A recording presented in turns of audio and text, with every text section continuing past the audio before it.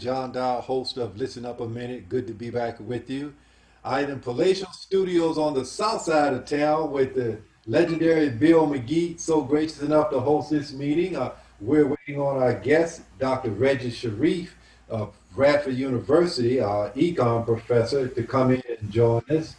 He's going to talk to us about patents, trademarks, and copyrights and how it affects the community at large, the black community, and the economics involved in it, and how, quite frankly, we miss out on a lot by not being aware of what's involved and why we should have our items, music, what have you, trademark, patent, or copyrighted. And so as soon as Dr. Sharif joins us, we're going to get right into it. But in the meantime, our gracious host, Mr. Bill McGee, is with us. Bill, thank you for helping us, and tell us a little about what you know about this. Thank you for having me, brother. Look, having been in the music business for 50 years, trademark publishing, a lot of artists need to understand the importance of owning their own publishing, own their own company names, trademark. We started, my group Trussell and I, we started our own company back in '74 in Petersburg, Bridge the Gap Records. And we had a publishing company, Cowcatcher Music, and then we had a production company, Iron Bridge Productions. And the group was named Trussell because we brand and trade, our brand was the bridge that went across down the bottom before you go to Virginia State, the train trestle. I remember. And it's not there anymore. The pylons are there, but it's not there.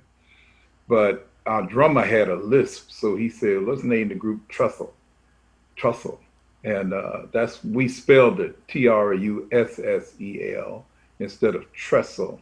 So, but we took all of that because of Iron Bridge, which is the trestle was a bridge made out of iron. And the cute thing was Cowcatcher Music.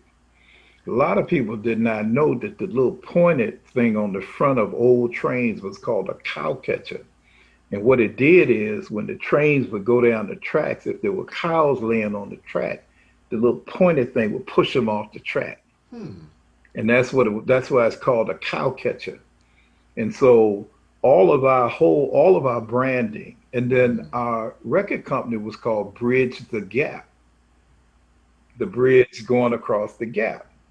So we did all the branding around that, wow. Yeah, so that's important, and we still have that publishing company too since 1975. Wow. Then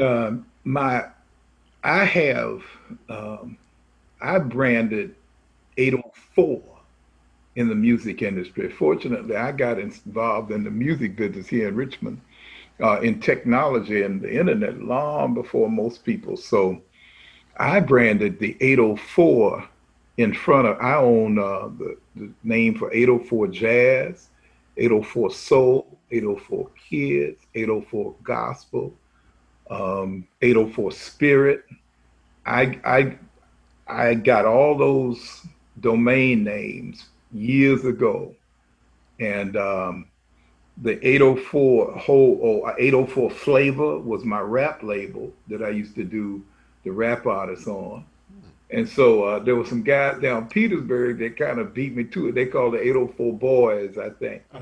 And they got in on the 804 thing too. But so I used the 804. But my first branding after I started my own company separate from Trussell was Funtown. And John, the story behind Funtown is so amazing that it dawned on me later on in life, and it was like an epiphany. For whatever reason, I decided my company was going to be named Funtown. So I named it Funtown Records and did a record on the group Push. Right? And the record's called The Wave. And it got a lot of little airplay around here. Everybody used to love that dance, The Wave. and the group was named Push. They're out in Petersburg, Virginia. And years later, this is the thing, John, it's so crazy. Years later,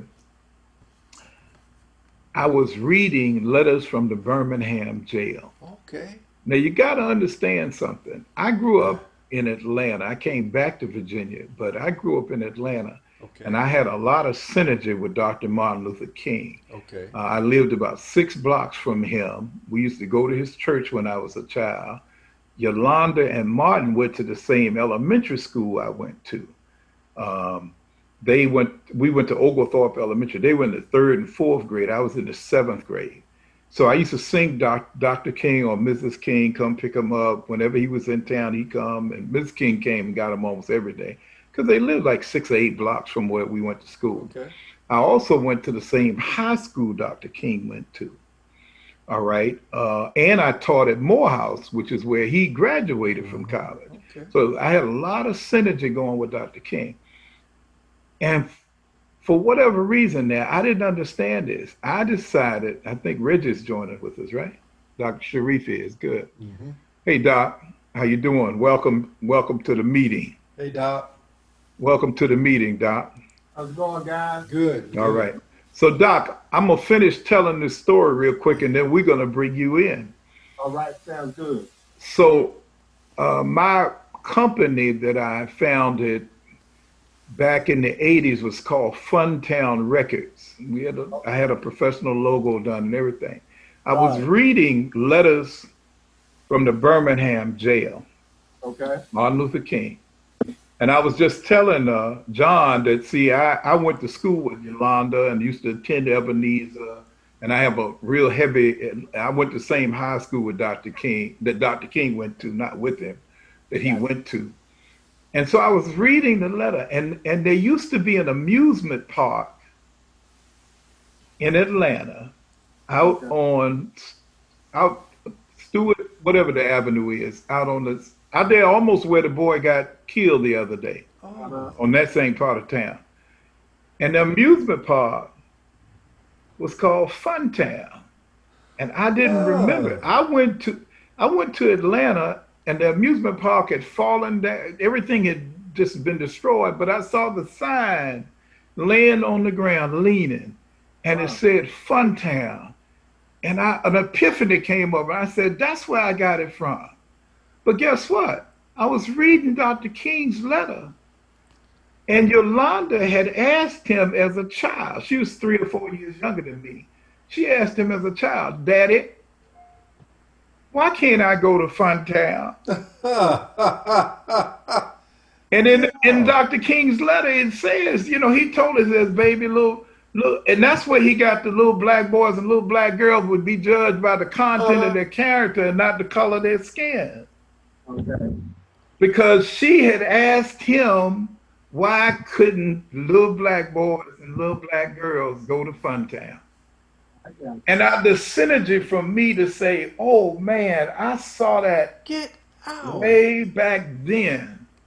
And I still own Funtown Music Media and the website and the URL for that.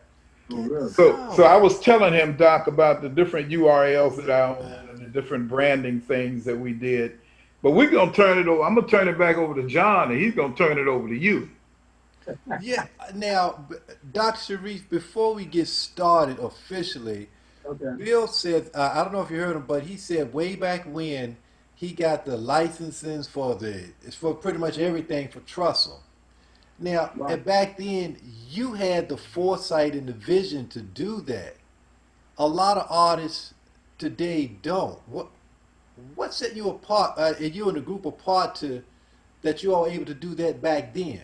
Because I had been influenced in Atlanta at 17, 18, and 19-year-olds by a lot of people that were already in the record industry. Oh. So see, I grew up Right. in the record in Atlanta. The group that became Brick is the group I started out with. Wow. So we were all at Morris Brown together. And I watched one of my mentors, who was a year or two older than I, write a song. And he hooked up with a producer. Mm-hmm. And we went in the studio and cut the record, and I heard it on the radio, and I saw the record with his name on it. Okay. And I was 17, 18 years old. And I had influences. Then William Bell, the R&B artist, had a recording studio in Atlanta. Arthur Conley is from Atlanta, did Knock on Wood. Percy Sledge had a presence there. Oh, I tell you, Doc, a lot of people don't know this, and I had to tell them. Mayor Lance Bottoms, Keisha Lance Bottoms, Right. is the daughter of soul singer Major Lance. Whoa.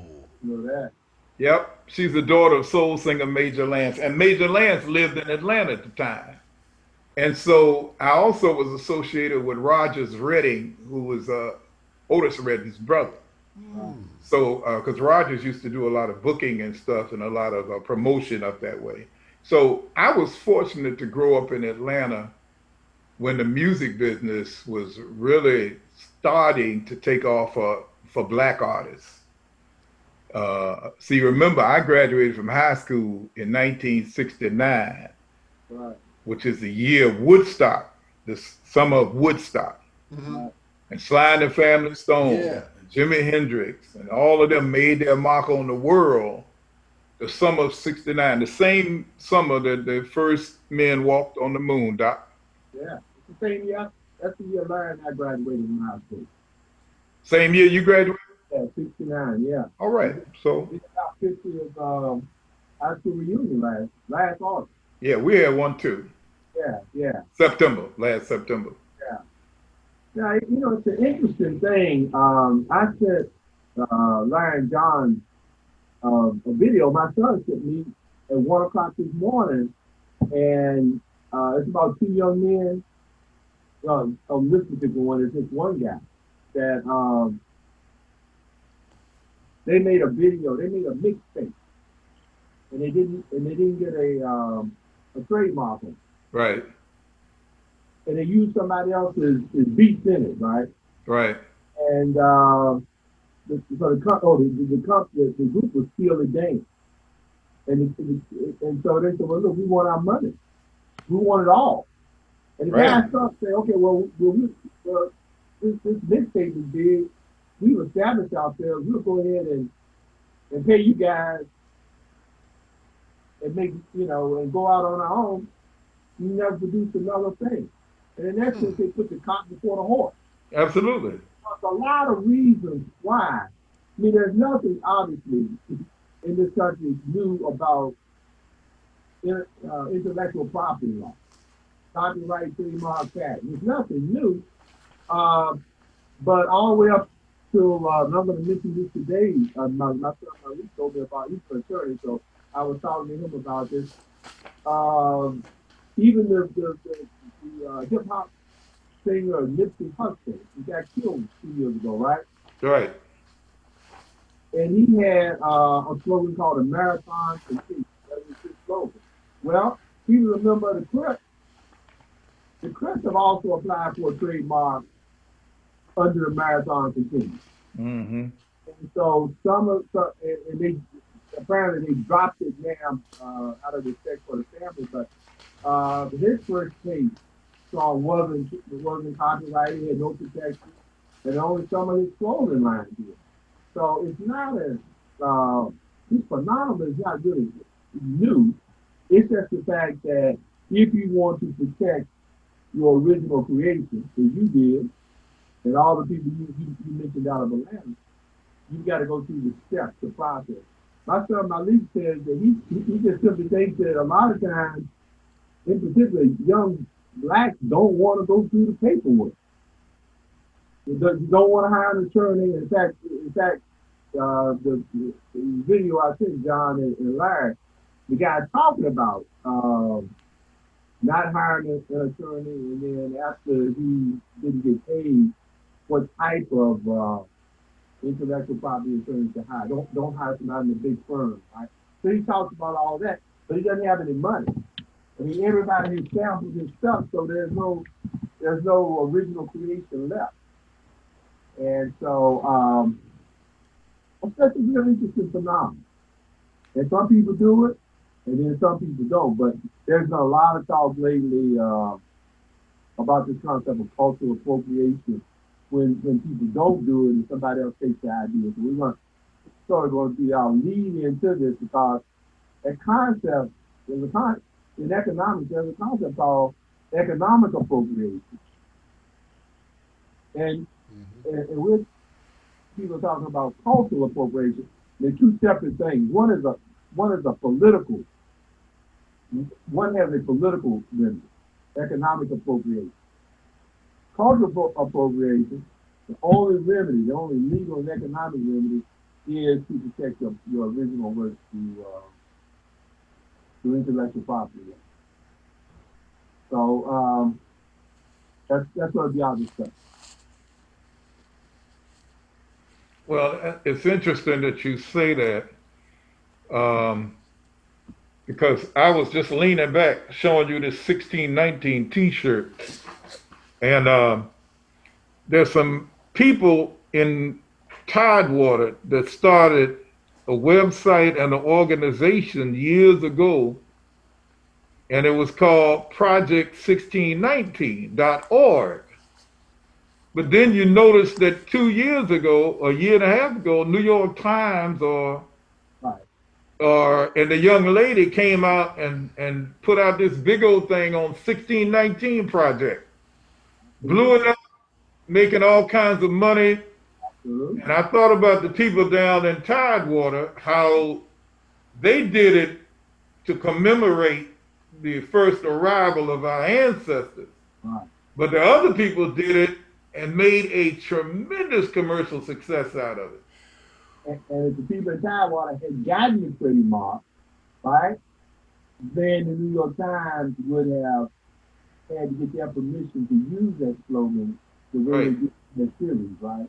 And the people in Tidewater very well may have said, well, the goal, right, the message is so powerful, you can do it free, or they could have said, we want whatever extra amount of money, right? Yes, yes. The point is they would have been in that position. Yes. Yeah. Well, I don't know, but they still, because of having gotten the domain so many years ago, they still may have some legal recourse, but. Well, good. I hope they do. I do too. I mean, it's better to be in the position. I was telling John and Larry not too long ago, I wrote a book 20 years ago, and had a photo of a doctor who the black hospital in Roanoke was named after, right? Yes. I had this compelling story, and he was a physician here in 1914, and he had gallstones, and neither one of the white hospitals would treat allow him to have a surgery, right? So Right. they put him on a boxcar to send him 250 miles to Howard University, Breathing Hospital, and he died on the way. His name is John Burrow, and so the hospital here is Burrow Memorial Hospital, right? And he, so back in February, I received an email from two med school professors at Virginia Tech Pavilion, and they had written an award-winning article, journal article on Dr. Burrow because his death was the catalyst for black hospitals all across the country. So the government, gave the money, and they wanted to use two photos out of that book that I had written 20 years ago. And because I felt that the journal article was important enough and what they were trying to do, I didn't talk. Right. Yeah, all it says in the journal article is, courtesy of Dr. Reginald Charlie. And these guys actually won an award from, I forget what it's called, American Academy of Surgeons or whatever it is. So you want to be in a position to say, yes, I'll charge you, or no, I don't charge. I charge some people for using my copyrighted material, especially articles like this. But for that, I don't. And I think just what I like to do is just, my goal in this is just to create the awareness, offset some of the ideas that I've been talking to John and Larry quite a while about this. I haven't spoken with you, but I read an article not too long ago where a black author, said that intellectual property laws didn't apply to black people. And that's really what, that was my cabinet. That was my cabinet. It was a year and a half ago, it was in a major magazine. And so when you don't understand the system and don't have confidence in the system, and then you read something like that, then you're saying, well, there's no need me applying. You know, and then you have original creation, and somebody else picks it up and monetizes it, and then that reinforces the belief that the system doesn't work for. Granted, the system doesn't always work. Now, I'm not here to promote that, but if you file that copyright, if you're going to talk today or file these trademarks, the system pretty much works for it. And you don't want to be out there unprotected like that, because somebody will take your original idea. Well, John. Did you have the leading question, or did As we get deeper into it, real quickly, the difference between a patent, copyright, and trademark, or when will a patent apply, when will a copyright apply, and when will you use a trademark? Okay, well, all three grant monopoly protection on your original contributions for different amounts of time, right? So now a patent grants protection for new inventions. So if you guys think about this race now to develop the vaccine for COVID-19, right? You got a lot of companies and a lot of universities in relationship with pharmaceutical companies. They're all racing to get this vaccine, right? There are going to be several vaccines. There's going to be a vaccine that triggers T cells and antibodies. There's going to be other vaccines where you have to get a booster and all that. They will all get patent protection, right? If they're shown to be efficacious or able to work. And the patent lasts 20 years. So they're going to have that monopoly control for 20 years, right? So they recoup the investment and resources. And here we're actually talking about a lot of taxpayer dollars. And that is why some of the price in theory is going to be held down on the vaccine. One other thing that I'll talk about patents is in pharmaceuticals is that we all know about generic drugs, right? So when the patent expires in 20 years on any drug, right? Then you're not talking about Viagra, including Viagra. Yeah, I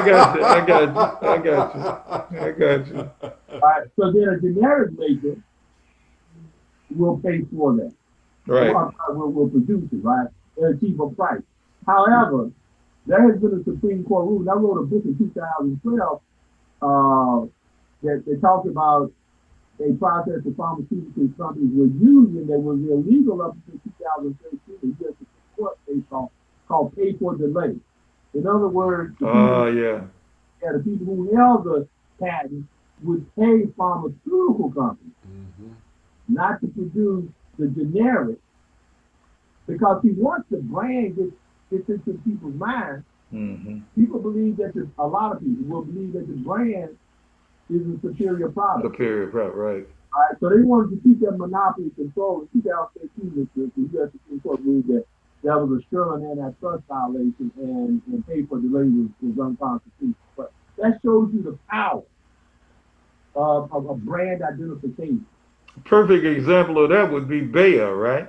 Absolutely. Yeah. See, well, we think aspirin, which is generic, but I still will buy Bayer aspirin. So I go to CVS.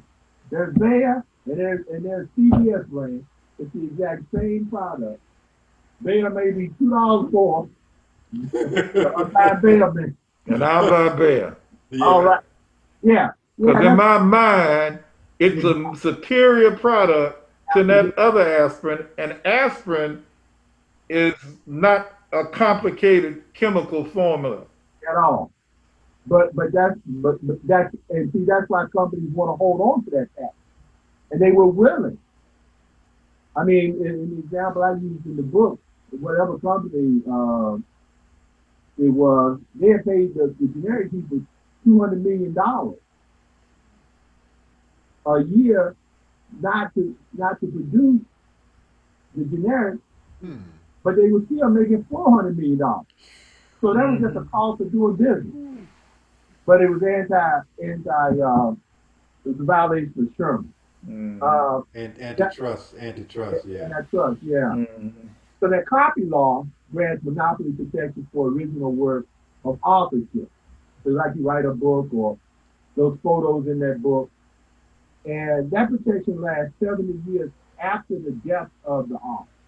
So it's not like 70 years. It is 70 years after. So in my case, if I wrote that book in 1996, and I'm still living, right, then I still have copyright control over what's in that book, the materials, the photos, for the next 70 years if hypothetically I were to die today, Mm-hmm. right?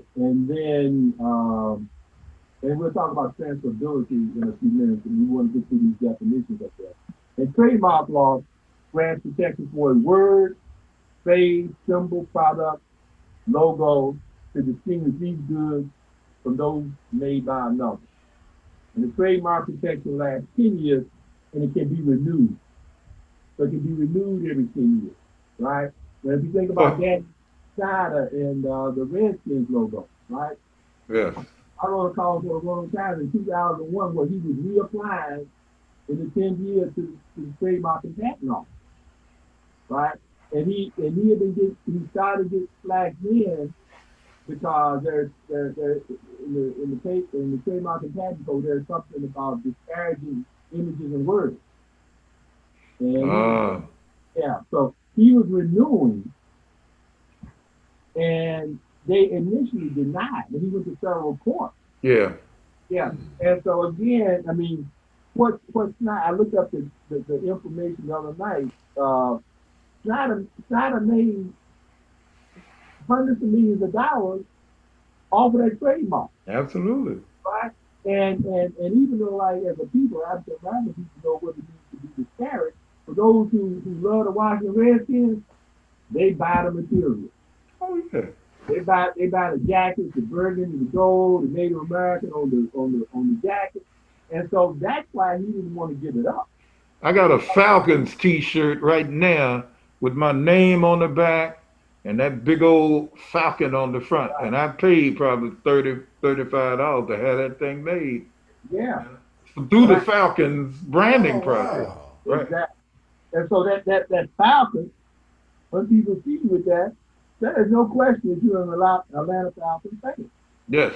There's no doubt about it. If it's got your name on it, you're a super fan, Yes, sir. right? So that's the way it is with Daniel Snyder. I mean, um, he knew the value of that trademark of got a family team, George Marshall, I think was his name, in 1933, trademarked that logo. And they've been renewing it every 10 years. So there's this identification. Do you know what he's going to use?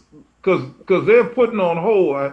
From what I understand, he's trying to contest or either buy or dispute someone, whatever he's deciding on using. There's some kind of legal process going on there, right? You know anything about that? Well, he's gonna keep the color, but Okay. he's got to come up with a new logo. Uh, I haven't read anything where he's going to contest because what happens not didn't just do this for altruistic reasons or because the social message got to it. Fred Smith, who is the CEO of Federal Express, FedEx, is a minority owner. And in 1999, FedEx paid $200 million for branding rights for 25 years. He told Snyder that if he didn't change the name, they weren't going to renew it. Nike pulled out.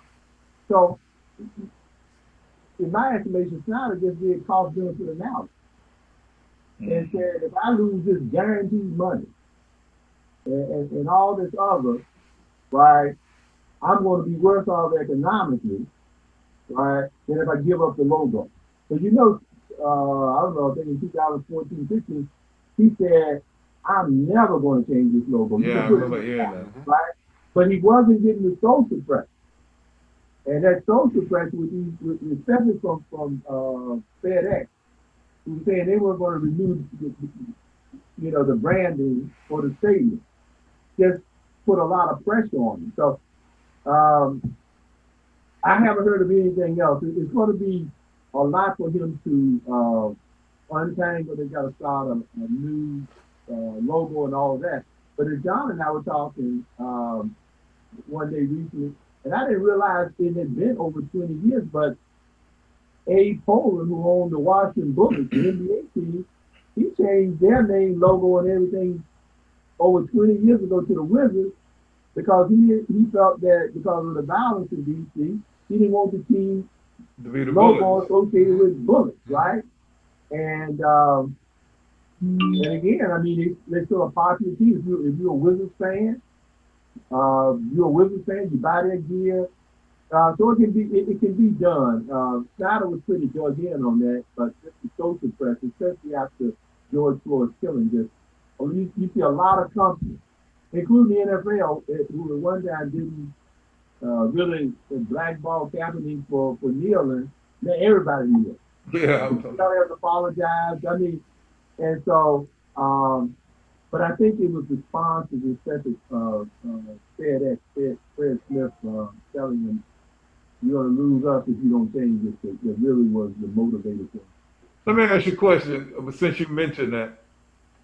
What would be the feasibility, socially or acceptable or not? But I'm thinking not even feasibility. Mm-hmm. The smart power of Colin Kaepernick branding him down on one knee.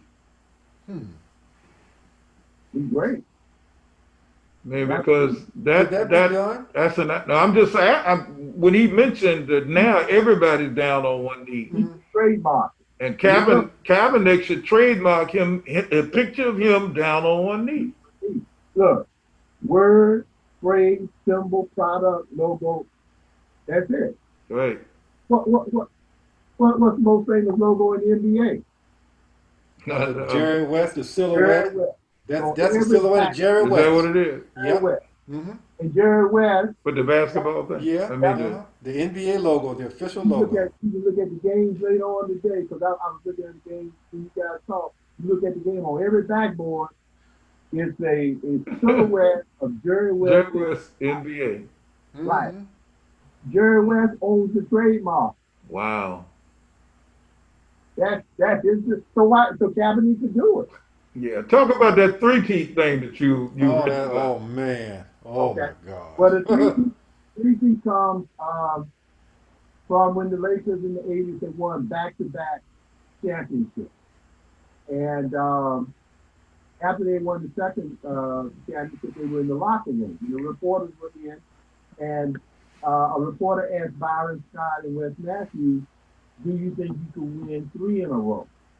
And they laughed and said, they're pouring champagne on each other. They laughed and said, yes, we can three-peat. Pat Riley is standing there in the midst of all of that. He hears the turn. He goes and gets the trademark. Right? The Wall Street Journal several years ago estimated that in the 30 or nearly 40 years since he had that trademark, he made close to $400 million in branding or allowing people to put that on merchandise. So when the Miami Heat a couple years ago was going for the third championship with LeBron James there, they started talking about 3P. They started thinking of mugs. They got to pay Jerry West. And the interesting thing is one other thing. Jerry West trademarked 7 variations of 3P. You mean Pat Riley? Pat Riley. P-A-T. He's got T-H-R-E, T-H-E-A-T. The one he didn't trademark was 3 T-H-R-E hyphen P-E-T-E. So when the University of Southern California in the early part of the century and won back-to-back national football championships. Their coach is Pete Carroll. Pete Carroll. Mhm. Yeah. Pete Carroll, right? Yeah. Carroll. Yeah. Yeah. Three-peat. Three-peat. But you know what? Had the trademark office didn't give it to him. Said it was too close to. Too close. Too close to the other one. Trademark infringement. Yes, absolutely. So what you can get these variations, right? And it doesn't have to be all comprehensive, because once it's established in people's minds, you go to get something very similar. Mm-hmm. The patent and trademark office will say, no, this is too similar. Mm-hmm. And that's what a lot of people run into. Now, you know, Byron Scott and Wes Matthews kind of come off in this, not looking so good. But it's instructive. It's instructive. Yes. It's things you say, or rhymes you make, or slogans, or whatever, that we often don't think are important. Someone else can take and monetize. Yes. And so the cost of a trademark there is between $275 and $375. That's a simple trademark. And so if you had something that you felt was that catchy, right, get the trademark. Because if somebody else is going to give it, see the value in it, right, and get the trademark, and you're the originator, but they will make the money. Mm. And that's what, you know, we end up calling, or it's now called cultural appropriation. So let me make this definition between economic appropriation and cultural appropriation, and hopefully this gives the discussion more of a content. Okay? Now, economic appropriation has been around for quite a while, and that's when one group of people creates wealth, and there's a political accusation that this wealth creation lowers the economic condition of other people. So I use the example of Mexican migrants who pick food or work in the fields, right? Say a Mexican migrant here in the Roanoke Valley or in Richmond, where you guys are, is picking apples and makes $1,000 a week and sends $500 of it in remittances back to Mexico to his family in Mexico, right? Well, that $500 he sends back is not spent locally, right? Mm-hmm. So store owners and other people would say that's economic appropriation because he's making the money here, but half of it is being sent back, right? And that's a political argument. If you guys remember, early in the Trump administration, when Mexico said they weren't going to pay for the wall, Trump said, then I want to stop the remittances from going back from Mexican workers. Now, he'd have been tied up in court, but that's a political remedy to a problem. So that's economic appropriation. What we're talking about is cultural appropriation. And there is no there's no political remedy. The only remedy is to understand intellectual property. And I think that's what often gets people confused. When they don't utilize a copyright or trademark in protecting their original creation, we look for a political remedy.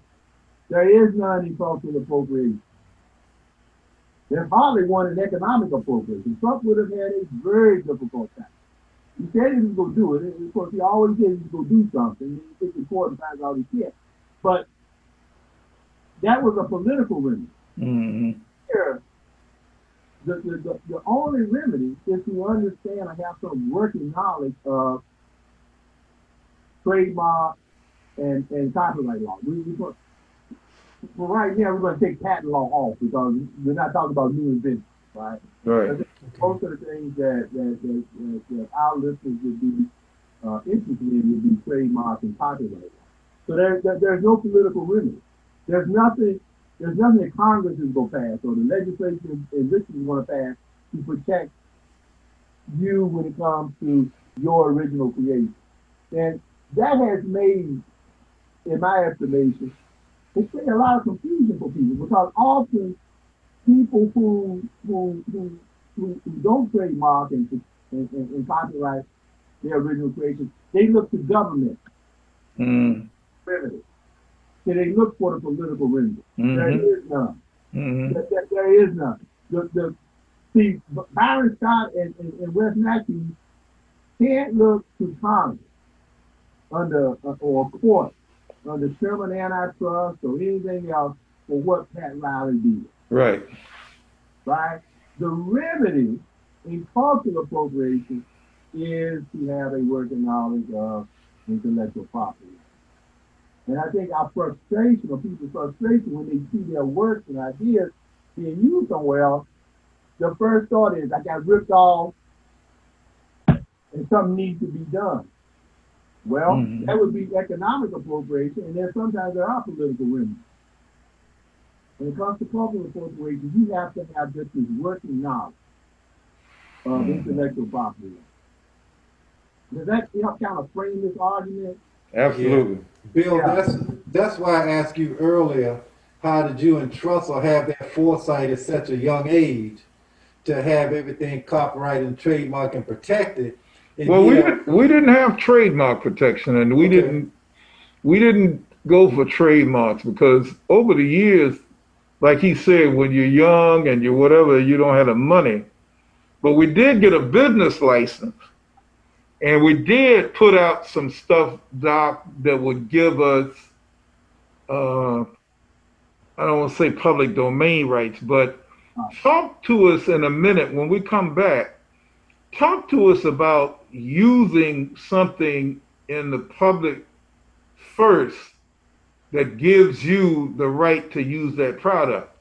Because I remember there was a thing whereas if you are doing John's Burger in town and you're running John's Burger in your town, and then a big company tries to come in and big boy you and say, no, we own the name John's Burger, and you've been using it before them, there is some, I don't want to say common law, but Doc, you can tell me what the actual legal practice is when we come back from this break, and then you can talk to us about that type of thing, about a type of common law copyright.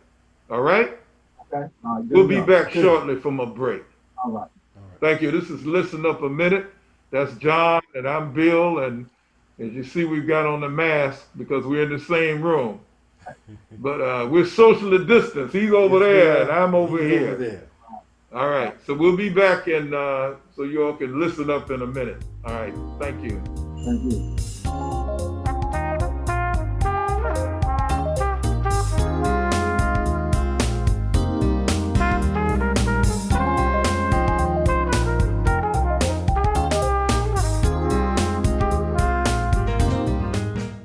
I pledge to be the change I want to see in my community. Register and vote. I pledge to vote in all elections, local, state, and national. Vote. I pledge to always remember people suffered and died for the right to vote. Vote. I pledge to always remember we, the people, have the power. Vote.